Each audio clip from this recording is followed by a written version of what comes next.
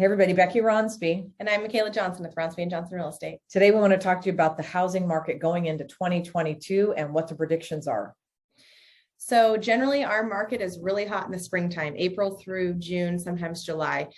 The new spring is winter. We anticipate having a huge uptick in listings during the wintertime, which is not common in our industry.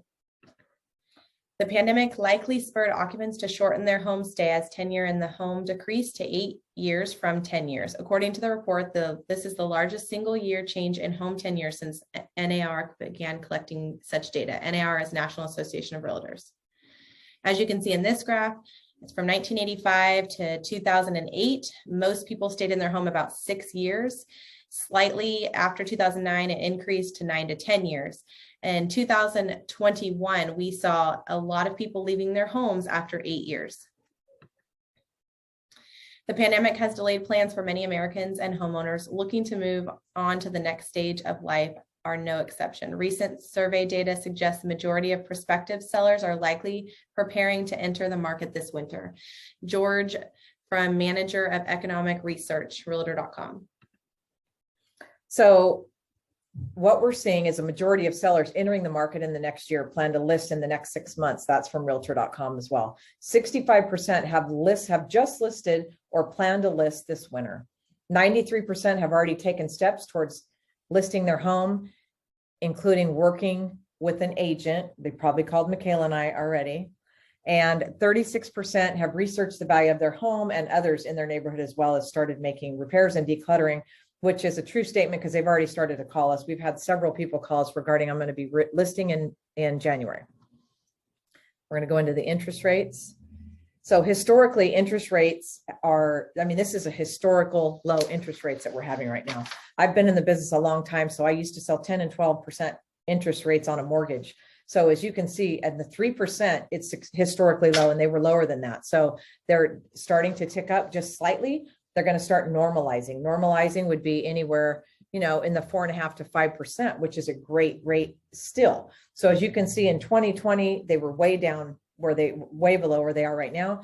In 2016 through 19, they were at about 4.5% to 3.5%, which we consider normal interest rates. So in 2021, they have gone up slightly, and we do anticipate them to go up again during the year. We don't know what that would be. We don't have a crystal ball, but they will go up. So as you can see, that home prices impacted slightly by rising interest rates. And we do mean slightly. So people think that the housing market's going to crash when the rates start to go up, which couldn't be further from the truth.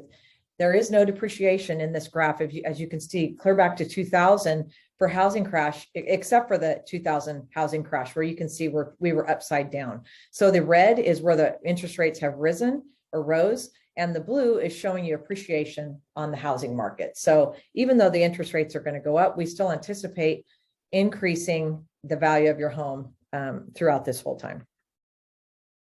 Home price appreciation is resistant to rising mortgage rates, primarily because most home sellers would rather withdraw from the market than sell at a lower place. It's a phenomenon called downside sticky. That's from Mark Fleming, chief economist, First American. So home sales not impacted by the rising mortgage rates. It just shows you again, the bar is, the red is showing you as the interest rates increase. And you can see that the home prices continue to appreciate, even though the rates go up, they continue to appreciate. So we break down our year by quarters, and based on the information from all of these 4 reliable sources, they anticipate in the first quarter, it's going to go up from, we're in the low 3s right now, to 3.3, and then gradually go up to about 3.7, depending on your situation. Everyone's rates, depending on your situation, but go up to about 3.7 by the end of the year. The home price forecast in 2022, there are several resources that are citing what they think is going to happen in 2022, and Fannie Mae is thinking that the Fannie Mae is going to increase to 7.4, and then more conservatively, NAR, National Association of Realtors, thinks that it's going to increase by 2.8%.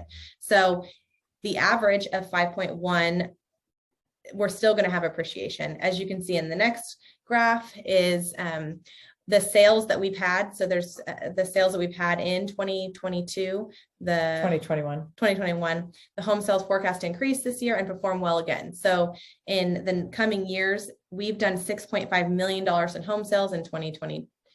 And it's just anticipated to increase. Yeah.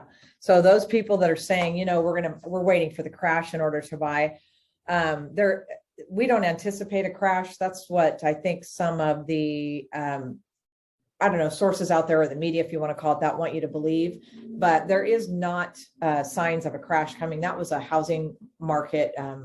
That was a housing, God, I can't even talk, back in the 2006 when we had the crash. This is not the same market. So the rates will start to tick up. As you can see, we're still in a seller's market.